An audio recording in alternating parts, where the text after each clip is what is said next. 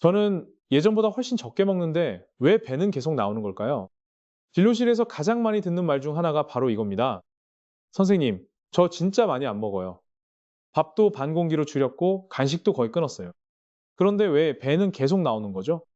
40대, 50대 여성분들이 이 말을 하실 때 표정을 보면 억울함과 자책감이 뒤섞여 있어요. 마치 자신이 뭔가 잘못한 것처럼, 의지가 부족한 것처럼 느끼시는 거죠. 그런데 제가 오늘 분명히 말씀드리고 싶은 게 있어요. 그건 여러분 잘못이 아닙니다. 많은 분들이 이렇게 말씀하세요. 팔다리는 오히려 가늘어졌다. 예전에 꽉 끼던 청바지가 허벅지 쪽은 헐렁해졌는데 유독 배 부분만 잠기질 않는다고? 그래서 더 혼란스러우신 거예요. 내가 덜 먹고 있는데 왜 몸은 이 모양이지? 하고요. 이 현상을 이해하려면 우리가 먼저 한 가지를 받아들여야 해요. 중년 여성의 몸은 20대의 몸이 아닙니다. 단순히 나이가 들었다는 뜻이 아니에요. 몸 안에서 근본적인 변화가 일어나고 있다는 겁니다. 그 변화의 중심에는 세 가지가 있어요. 에스트로겐 감소, 코르티솔 증가, 그리고 근육 손실. 이 세 가지가 동시에 작동하면서 여러분의 뱃살을 만들고 있는 거예요. 먼저 에스트로겐 얘기를 해볼게요. 에스트로겐은 단순히 생리와 관련된 호르몬이 아니에요. 체지방 분포를 조절하는 역할을 해요. 젊었을 때는 에스트로겐 덕분에 지방이 엉덩이나 허벅지 쪽에 주로 쌓였어요. 그런데 40대를 넘어서면서 에스트로겐이 줄어들기 시작하면 지방이 쌓이는 위치가 바뀝니다. 엉덩이에서 복부로 이동하는 거예요. 특히 내장 사이에 쌓이는 내장 지방으로요. 내장 지방은 겉에서 잡히는 피하 지방과는 달라요. 손으로 잡히지도 않고 눈에 잘 보이지도 않지만 실제로 훨씬 더 위험합니다. 심혈관 질환, 당뇨, 고혈압 위험을 크게 높이거든요. 그리고 이 내장 지방이 쌓이면 아랫배가 불룩 튀어나오는 특유의 체형이 생기는 거예요. 두 번째는 근육 손실입니다. 이게 정말 중요한데 많은 분들이 간과하는 부분이에요. 중년 여성분들은 이제 근육이 빠지기 시작한단 말이에요. 30대 중반부터 우리 몸은 매년 조금씩 근육을 잃기 시작해요. 아무것도 안 해도요. 그런데 이 근육이 왜 중요하냐면 근육이 바로 우리 몸의 기초대사량을 결정하기 때문이에요. 기초대사량이란 아무것도 안 하고 가만히 누워 있을 때도 우리 몸이 소비하는 칼로리예요. 근육이 줄면 기초대사량도 줄어요. 그러면 같은 양을 먹어도 예전보다 더 많이 남는 칼로리가 생기고 그게 지방으로 쌓이는 거죠. 즉, 여러분이 실제로 예전보다 덜 먹고 있는 게 맞아요. 근데 몸이 소비하는 양도 같이 줄었기 때문에 결과적으로 지방이 쌓이는 거예요. 이걸 모르고 그냥 더 적게 먹으면 되겠지라고 생각하시면 문제가 더 복잡해져요. 세 번째는 코르티솔이에요. 코르티솔은 스트레스 호르몬이라고도 불려요. 우리가 스트레스를 받으면 분비되는 호르몬인데 이 코르티솔이 만성적으로 높아지면 복부의 지방이 집중적으로 쌓입니다. 특히 아랫배와 옆구리 쪽으로요. 중년 여성분들 중에 나는 스트레스를 별로 안 받는 것 같은데라고 하시는 분들이 계세요. 그런데 생각해 보세요. 매일 집안일, 자녀 문제, 부부관계, 직장 시댁 문제, 이게 다 스트레스예요. 크게 폭발하는 스트레스가 아니라 조용히 쌓이는 만성 스트레스. 이게 오히려 더 위험하고 코르티솔 수치를 지속적으로 높이는 원인이 됩니다. 정리해 볼게요. 에스트로겐이 줄면서 지방이 복부로 몰리고 근육이 빠지면서 칼로리를 태우는 능력이 떨어지고 코르티솔이 높아지면서 아랫배에 지방이 쌓이는 거예요. 이 세 가지가 동시에 일어나고 있는 거예요. 지금 이 순간에도요. 그러니까 단순히 덜 먹으면 된다는 생각, 이제는 내려놓으셔야 해요. 그 접근법은 오히려 근육을 더 빠르게 잃게 만들고 기초대사량을 더 낮추고 결과적으로 상황을 악화시킬 수 있어요. 여러분의 몸이 변하고 있는 건 여러분이 게으르거나 의지가 부족해서가 아니에요. 호르몬이 바뀌고 있는 거예요. 그리고 그 변화에 맞는 방법이 따로 있습니다. 그 방법을 지금부터 함께 이야기해 나가도록 하겠습니다. 오늘은 많은 분들이 잘 모르고 계신 이야기를 해드리려고 해요. 뱃살 얘기를 하면 대부분 음식 얘기, 운동 얘기부터 하시잖아요. 물론 그것도 중요해요. 그런데 제가 진료실에서 수많은 중년 여성분들을 만나면서 느낀 게 있어요.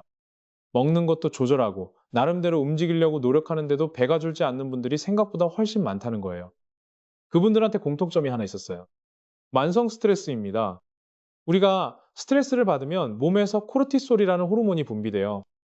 코르티솔은 원래 위급한 상황에서 우리 몸을 보호하기 위해 만들어진 호르몬이에요. 갑자기 위험한 상황이 생겼을 때 심박수를 높이고 에너지를 빠르게 동원해서 몸이 싸우거나 도망칠 수 있게 준비시키는 거죠. 문제는 현대를 사는 우리한테 닥치는 스트레스는 그런 종류가 아니라는 거예요. 도망치거나 싸울 수 있는 스트레스가 아니에요. 끝나지 않는 집안일, 해결되지 않는 가족 문제, 쌓여가는 걱정들. 이건 일회성이 아니라 매일매일 조금씩 쌓이는 스트레스예요. 그러면 코르티솔도 매일 조금씩 꾸준히 분비되는 거예요. 그리고 코르티솔이 만성적으로 높은 상태가 유지되면 우리 몸은 한 가지 일을 시작합니다. 복부의 지방을 저장하기 시작하는 거예요. 왜 하필 복부냐고요? 코르티솔은 특히 내장 주변의 지방세포에 강하게 작용해요. 내장 지방세포에는 코르티솔 수용체가 다른 부위보다 훨씬 많아서 코르티솔이 높아질수록 내장 지방이 집중적으로 쌓이는 구조예요. 몸이 에너지를 비상용으로 비축해 두려는 건데 그 창고가 바로 배 안쪽인 거예요. 여러분이 밥을 줄여도 운동을 해도 배가 잘 안 빠지는 이유 중 하나가 바로 이겁니다. 스트레스가 해결되지 않는 한 몸은 계속 그 창고를 채우려고 하거든요. 그런데 여기서 끝이 아니에요. 스트레스가 뱃살을 만드는 데는 또 다른 경로가 있어요. 바로 우리가 스트레스를 푸는 방식이에요. 우리는 지금 스트레스를 어떻게 풀고 있어요? 음식으로 풀고 있어요. 솔직하게 한번 생각해 보세요. 힘든 날, 지친 날, 속상한 날, 뭔가 달콤한 게 땡기지 않나요? 빵, 떡, 과자, 초콜릿, 아이스크림. 왜 그럴까요? 이건 의지의 문제가 아니에요. 뇌의 작동 방식이에요. 탄수화물, 특히 정제된 당분을 먹으면 뇌에서 도파민이 분비돼요. 도파민은 기쁨과 보상을 느끼게 하는 신경 전달 물질이에요. 스트레스로 지쳐있는 뇌가 가장 빠르게 위안을 얻는 방법이 바로 이 도파민을 끌어올리는 거예요. 그래서 힘들수록 단계 당기는 건 여러분 의지가 약해서가 아니라 뇌가 생존 방식으로 그 경로를 선택하는 거예요. 문제는 그 잠깐의 위안 뒤에 오는 것들이에요. 정제 탄수화물을 먹으면 혈당이 빠르게 치솟아요. 그러면 인슐린이 대량 분비되죠. 인슐린은 그 올라간 혈당을 빠르게 낮추는데 그 과정에서 남은 에너지를 지방으로 전환해서 저장해요. 그리고 혈당이 급격히 내려가면 또 허기가 오고 또 단 걸 찾게 되는 거예요. 이게 반복되면 결국 인슐린 저항성이 생겨요. 인슐린 저항성이란 인슐린이 분비돼도 세포가 잘 반응하지 않는 상태예요. 그러면 혈당 조절이 더 어려워지고 지방 축적은 더 빨라지고 특히 간 주변에 지방이 쌓이기 시작해요. 지방간이 시작되는 거죠. 그리고 그 모든 것이 뱃살로 이어집니다. 스트레스 코르티솔 증가, 내장 지방 축적, 스트레스단, 음식 섭취 혈당, 불안정, 인슐린 저항성, 지방 축적. 이 두 가지 경로가 동시에 작동하고 있는 거예요. 그러니 아무리 밥양을 줄여도 배가 안 빠지는 거예요. 여기서 한 가지 더 말씀드리고 싶어요. 많은 분들이 자신이 스트레스를 받고 있다는 사실 자체를 잘 인식하지 못하세요. 나는 원래 이런 사람이야. 다들 이렇게 사는 거 아니야. 하면서요. 수십 년 동안 가족을 위해 살아오셨잖아요. 아이들 챙기고 남편 뒷바라지하고 집안일하고 어쩌면 직장까지 다니면서요. 그 과정에서 자기 자신의 감정을 느낄 틈도 없이 사신 분들이 많아요. 피곤한데 피곤하다고 말하지 못하고 힘든데 힘들다고 표현하지 못하고 그냥 버텨오신 거예요. 그 버텨온 시간들이 몸 안에 코르티솔로 쌓여 있는 거예요. 그러니까 뱃살을 빼려면 먼저 이걸 인정하셔야 해요. 내가 지금 많이 지쳐 있다는 것. 내가 오랫동안 나 자신을 돌보지 못했다는 것. 그리고 그 스트레스가 지금 내 몸에 직접적인 영향을 주고 있다는 것. 음식으로 스트레스를 푸는 게 나쁜 사람이라서가 아니에요. 다른 방법을 몰랐던 거예요. 아니면 다른 방법을 쓸 시간과 여유가 없었던 거예요. 이제부터는 조금씩 바꿔가면 돼요. 스트레스를 완전히 없앨 수는 없어요. 하지만 스트레스에 반응하는 방식, 그리고 스트레스를 푸는 방식은 바꿀 수 있어요. 그 이야기는 뒤에서 더 자세히 드릴게요. 지금은 딱 한 가지만 기억하세요. 뱃살은 의지 부족이 아니라 오래된 스트레스의 흔적입니다. 가장 큰 실수. 나이 들수록 단백질을 점점 덜 먹는 것. 오늘은 제가 진료하면서 정말 안타깝다고 느끼는 부분을 말씀드리려고 해요. 40대, 50대 여성분들 중에 건강하게 먹으려고 진심으로 노력하시는 분들이 많아요. 기름진 음식 끊고 고기 줄이고 채소 위주로 드시고 밥도 조금씩 드시고 겉에서 보면 정말 모범적인 식단이에요. 그런데 그분들의 몸을 검사해 보면 근육량이 심각하게 부족한 경우가 많아요. 왜 그럴까요? 단백질을 충분히 안 드시기 때문이에요. 많은 분들이 고기를 꺼려요. 고기는 살찌는 음식이잖아요. 나이 드니까 기름진 거 안 먹으려고요. 채소만 먹어도 든든해요 하시면서요. 그 마음은 충분히 이해해요. 건강을 챙기려는 마음에서 나온 거니까요. 그런데 여기서 중요한 오해가 하나 있어요. 적게 먹는 것이 곧 건강한 것이 아니에요. 제대로 먹는 것이 건강한 거예요. 특히 중년 이후에는요. 이 시기에 단백질을 충분히 먹지 않으면 몸 안에서 조용히 심각한 일이 벌어지고 있는 거예요. 앞장에서 근육 이야기를 잠깐 했는데 오늘은 좀 더 깊이 들어가 볼게요. 우리 몸의 근육은 가만히 있어도 에너지를 써요. 자고 있을 때도, 앉아 있을 때도, 숨만 쉬고 있을 때도요. 근육이 많을수록 기초 대사량이 높아지고 그만큼 칼로리를 더 많이 태우는 거예요. 그런데 30대 중반부터 우리 몸은 매년 근육을 잃기 시작해요. 아무것도 안 해도 자연스럽게 빠지는 거예요. 이걸 의학 용어로 근감소증이라고 해요. 그리고 이 속도가 생각보다 빨라요. 적절한 관리를 하지 않으면 10년에 약 3-5kg의 근육이 사라질 수 있어요. 근육이 빠지면 어떻게 되냐고요? 기초대사량이 낮아지죠. 같은 양을 먹어도 예전보다 더 많이 남는 칼로리가 생겨요. 그게 지방이 되는 거예요. 특히 복부에 집중적으로요. 팔다리는 가늘어지는데 배만 나오는 이유가 바로 이거예요. 근육은 빠지고 그 자리를 지방이 채우는 거예요. 그러니까 체중계의 숫자가 비슷하게 유지되더라도 안심하면 안 돼요. 숫자 뒤에서 근육은 빠지고 지방은 늘고 있을 수 있거든요. 그렇다면 이 근육 손실을 막으려면 어떻게 해야 할까요? 두 가지가 필요해요. 운동, 그리고 단백질이에요. 오늘은 단백질 이야기를 집중적으로 할게요. 단백질은 근육을 만들고 유지하는 재료예요. 집으로 치면 벽돌 같은 거예요. 아무리 열심히 운동해도 재료가 없으면 근육을 만들 수가 없어요. 반대로 단백질을 충분히 먹으면 일상적인 움직임만으로도 근육 손실 속도를 늦출 수 있어요. 그러면 단백질을 얼마나 먹어야 하냐고요? 일반적으로 체중 1kg당 하루 1, 2에서 1, 5g 정도의 단백질이 필요해요. 예를 들어 체중이 60kg이라면 하루에 72g에서 90g 정도의 단백질을 드셔야 한다는 거예요. 그런데 채소 위주 식단을 드시는 분들은 이 절반도 안 드시는 경우가 많아요. 단백질 무엇에다가 내가 어떤 밥을 먹겠다. 이렇게 생각을 바꿔보세요. 밥부터 생각하지 말고 단백질 먼저 생각하는 거예요. 오늘 점심에 단백질로 뭘 먹을까 먼저 정하고 그 다음에 거기에 맞춰서 나머지를 채우는 거예요. 그러면 어떤 단백질을 먹어야 할까요? 생선을 추천해요. 고등어, 연어, 삼치 같은 생선은 단백질도 풍부하고 염증을 줄이는 오메가3 지방산도 들어있어요. 중년 여성한테 정말 좋은 식품이에요. 달걀도 좋아요. 완전 단백질 식품이라고 불릴 만큼 필수 아미노산이 골고루 들어있고 가격도 저렴하고 조리도 간편해요. 하루에 한두 개씩 드시는 걸 권장해요. 두부와 콩도 훌륭한 단백질 공급원이에요. 특히 두부에는 식물성 에스트로겐인 이소플라본이 들어있어서 에스트로겐이 줄어드는 중년 여성한테 이중으로 도움이 돼요. 닭가슴살도 좋고요.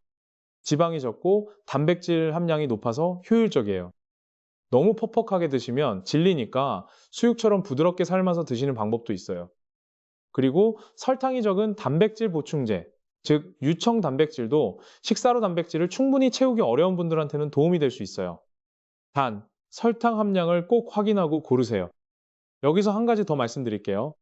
단백질을 먹을 때는 한 끼에 몰아서 먹는 것보다 세 끼에 골고루 나눠서 드시는 게 훨씬 효과적이에요. 우리 몸이 한 번에 흡수할 수 있는 단백질의 양이 한계가 있기 때문이에요. 아침에 달걀, 점심에 생선이나 두부, 저녁에 닭가슴살이나 콩류, 이런 식으로 몇 끼니마다 단백질 식품을 꼭 포함시키는 습관을 들여보세요. 그리고 밥의 양을 확 줄이는 것보다 단백질을 늘리는 게 훨씬 현명한 방법이에요. 단백질은 포만감도 오래 유지시켜줘서 오히려 전체적인 식사량이 자연스럽게 줄어드는 효과가 있어요. 마지막으로 이것만 기억해 주세요. 나이 들수록 덜 먹어야 한다는 생각, 이제는 바꾸셔야 해요. 나이 들수록 더 전략적으로 먹어야 해요. 칼로리를 줄이는 게 아니라 먹는 내용의 질을 바꾸는 거예요. 극단적인 절식은 근육을 더 빠르게 잃게 만들고 기초대사량을 더 낮추고 결국 몸의 노화를 앞당길 수 있어요. 굶는 건 다이어트가 아니에요. 몸을 망가뜨리는 거예요. 제대로 먹는 것, 특히 단백질을 충분히 먹는 건 이게 중년 이후 몸을 지키는 가장 강력한 방패예요. 오늘 드릴 이야기는 많은 분들이 의외라고 느끼실 수도 있어요. 뱃살을 빼려면 헬스장에 등록해야 한다. 매일 1시간씩 뛰어야 한다. 격렬하게 운동해야 한다. 이런 생각 갖고 계신 분들 많으시죠? 그러다가 엄두가 안 나서 아무것도 못 하시는 분들도 많고요. 그런데 제가 오늘 말씀드리고 싶은 건 이거예요. 거창한 거 필요 없어요. 아침 20분부터 시작하면 됩니다. 이게 단순히 운동량의 문제가 아니에요. 아침에 몸을 어떻게 시작하느냐가 그날 하루 전체의 호르몬 흐름을 결정하거든요. 그리고 그 호르몬 흐름이 뱃살과 직접 연결돼 있어요. 먼저 공복 상태에서의 아침 걷기 이야기를 드릴게요. 아침에 일어나면 우리 몸은 자연스럽게 공복 상태예요. 이 상태에서 가볍게 걸으면 몸이 에너지원으로 무엇을 쓸까요? 혈액 속에 당분이 거의 없으니까 저장된 지방을 꺼내서 태우기 시작해요. 특히 내장 지방을 먼저 꺼내 쓰는 경향이 있어요. 같은 시간 걷더라도 식후에 걷는 것과 공복에 걷는 것은 지방 연소 효율에서 차이가 나요. 물론 식후 걷기도 혈당 조절에 좋지만 뱃살을 직접적으로 줄이는 데는 공복 아침 걷기가 훨씬 효과적이에요. 아침에 20분 산책을 해보세요. 그러면 배가 들어갈 겁니다. 처음에는 10분도 괜찮아요. 나가기 싫은 날은 집 앞 골목을 한 바퀴만 돌아도 돼요. 중요한 건 나가는 것 자체예요. 그런데 걷기의 효과는 지방 연소에서만 끝나지 않아요. 아침에 밖에 나가면 햇빛을 받게 되잖아요. 이 햇빛이 정말 중요해요. 우리 몸에는 멜라토닌이라는 호르몬이 있어요. 밤에 잠이 오게 만드는 호르몬이에요. 그런데 이 멜라토닌이 제대로 작동하려면 낮에 충분한 햇빛을 받아야 해요. 낮과 밤의 대비가 뚜렷해야 몸의 생체 시계가 정확하게 돌아가거든요. 아침 햇빛을 받으면 멜라토닌 분비 리듬이 정상화되고 그러면 밤에 더 깊이 잘 수 있어요. 그리고 깊은 잠은 코르티솔 수치를 낮추고 성장 호르몬 분비를 촉진해요. 성장 호르몬은 지방을 분해하고 근육을 유지하는데 핵심적인 역할을 해요. 결국 아침 햇빛 한 번이 밤 수면의 질을 높이고 수면의 질이 호르몬 전체의 균형을 잡아주는 거예요. 이 연결고리가 보이시죠? 여기서 수면 이야기를 좀 더 드려야 할 것 같아요. 많은 분들이 수면을 소홀히 생각하세요. 잠을 줄여서라도 할 일을 다 하려고 하시는 분들이 많고요. 그런데 저는 진료실에서 이렇게 말씀드려요. 잠을 줄이는 것은 뱃살에 직접 투자하는 거예요. 수면이 부족하면 그렐린이라는 호르몬이 증가해요. 그렐린은 식욕을 자극하는 호르몬이에요. 동시에 렙틴이라는 포만감 호르몬은 감소해요. 그러면 어떻게 되냐고요?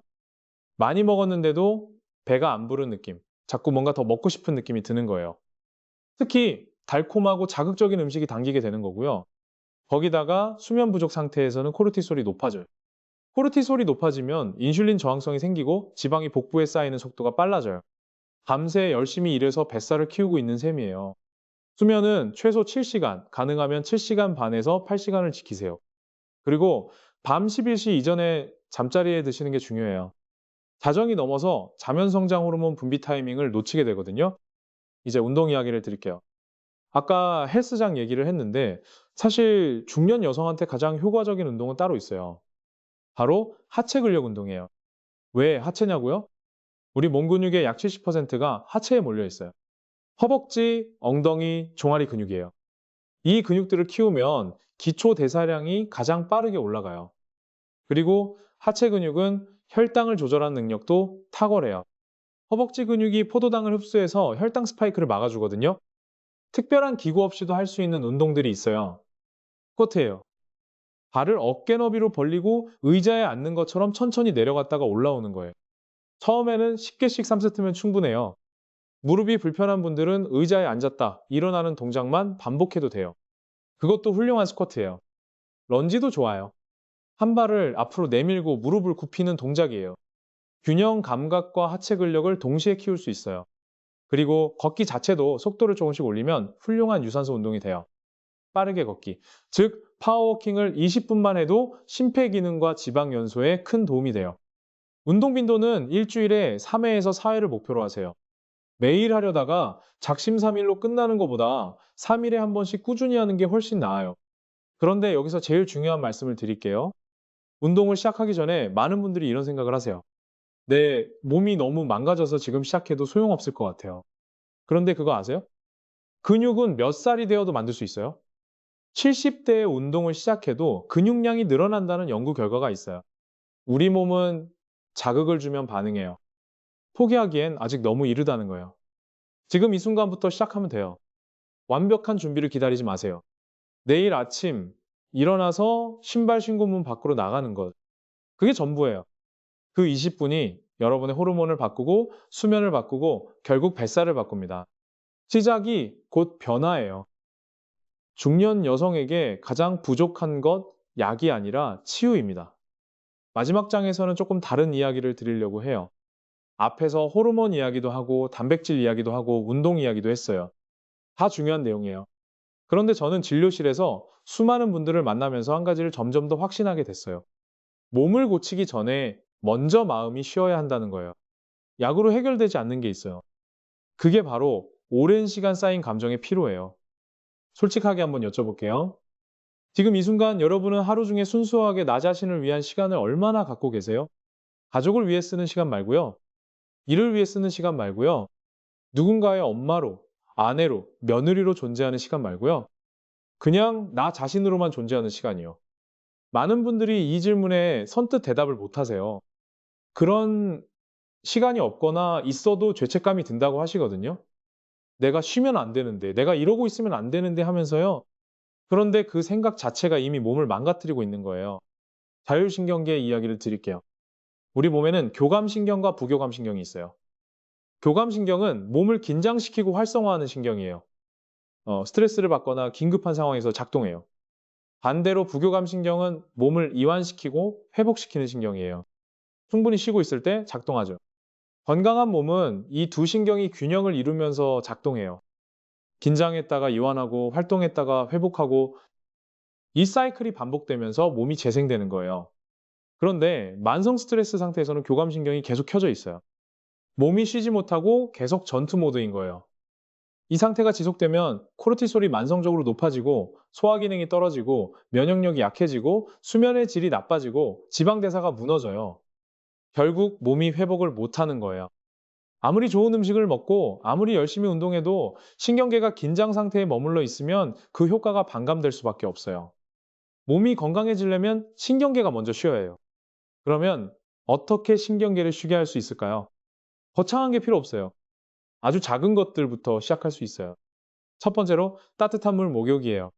잠자리에 들기 1시간 전쯤 38도에서 40도 정도의 따뜻한 물에 몸을 담그면 부교감신경이 활성화되면서 몸이 깊은 이완 상태에 들어가요.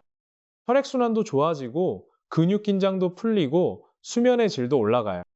욕조가 없으면 발을 따뜻한 물에 담그는 것만으로도 효과가 있어요. 두 번째는 따뜻한 차 한 잔이에요. 카페인 없는 캐모마일 차나 루이보스 차 같은 허브티를 천천히 마시는 거예요. 빠르게 마시는 게 아니라 향을 맡으면서 따뜻함을 느끼면서 그 순간에만 집중하면서요. 이 작은 행동이 신경계에 지금은 안전하다, 긴장을 풀어도 된다는 신호를 보내요. 세 번째는 호흡이에요. 3, 3, 3 호흡법이라고 해요. 3초 동안 천천히 코로 들이마시고 3초 동안 멈추고 3초 동안 입으로 천천히 내뱉는 거예요. 이걸 5분만 반복해도 코르티솔 수치가 실제로 낮아진다는 연구 결과가 있어요. 언제 어디서든 할 수 있고 돈도 들지 않아요. 네 번째는 취침 시간을 지키는 거예요. 밤 11시 이전에 잠자리에 드는 것. 스마트폰 화면을 끄고 조명을 낮추고 몸에게 이제 쉬어도 된다는 시간을 주는 거예요. 이게 습관이 되면 수면의 질이 달라지고 다음날 아침 코르티솔 패턴도 달라져요. 다섯 번째는 자기만의 작은 즐거움을 갖는 거예요. 좋아하는 음악 듣기, 좋아하는 드라마 보기, 꽃 한 송이 사오기, 좋아하는 책 몇 장 읽기. 어떤 것이든 좋아요. 중요한 건 그것이 순수하게 나를 위한 시간이어야 한다는 거예요. 누군가에게 잘 보이기 위해서가 아니라 그냥 내가 좋아서 하는 것이요. 자기를 위로하는 방법을 이제 좀 알아가 보는 게 어떻겠냐. 저는 진료실에서 종종 이런 말씀을 드려요. 처음에는 어색해 하시는 분들이 많아요. 그런 시간이 어딨어요. 그런 거 해도 되나요? 하시면서요. 그런데 생각해 보세요. 수십 년 동안 모든 사람을 챙기면서 살아오셨잖아요. 가족을 위해, 아이들을 위해, 남편을 위해. 그러면서 자기 자신은 항상 맨 마지막이었어요. 배고파도 참고, 아파도 참고, 힘들어도 참고, 그 참아온 시간들이 지금 몸에 고스란히 남아있는 거예요. 뱃살로, 피로로, 불면으로, 기력 없음으로요. 이제는 달라져야 해요. 나를 돌보는 것이 이기적인 게 아니에요. 내가 건강해야 가족도 오래 더 잘 돌볼 수 있거든요. 비행기 안전수칙처럼요. 비상시에는 옆 사람보다 내 산소 마스크를 먼저 착용해야 해요. 내가 쓰러지면 아무도 못 도와요. 마지막으로 이 말씀을 드리고 싶어요. 뱃살을 빼는 것은 외모를 위한 싸움이 아니에요. 건강을 되찾는 과정이에요. 그리고 그 과정은 몸과 싸우는 것이 아니라 몸의 소리에 귀를 기울이는 것에서 시작해요. 지금 여러분의 몸은 여러분을 배신한 게 아니에요. 오랫동안 너무 많은 걸 견뎌온 거예요. 그 신호를 이제야 보내고 있는 거예요. 제발 좀 쉬게 해달라고. 제발 좀 돌봐달라고요. 호르몬이 바뀌고 근육이 빠지고 스트레스가 쌓이고 잠이 부족하고 이 모든 것들이 복잡하게 얽혀서 지금의 몸을 만들었어요. 그러니까 해결책도 한 가지가 아니에요. 먹는 것을 바꾸고 조금씩 움직이고 잘 자고 그리고 나 자신을 조금 더 너그럽게 대하는 것. 이 모든 것들이 함께 가야 해요. 오늘 당장 모든 걸 바꿀 필요는 없어요. 내일 아침 딱 한 가지만 해보세요. 20분 일찍 일어나서 신발 신고 밖으로 나가는 것. 그리고 걸으면서 이렇게 생각하는 거예요. 이 시간은 나를 위한 시간이다. 그 작은 시작이 몸을 바꾸고 호르몬을 바꾸고 결국 삶을 바꿉니다.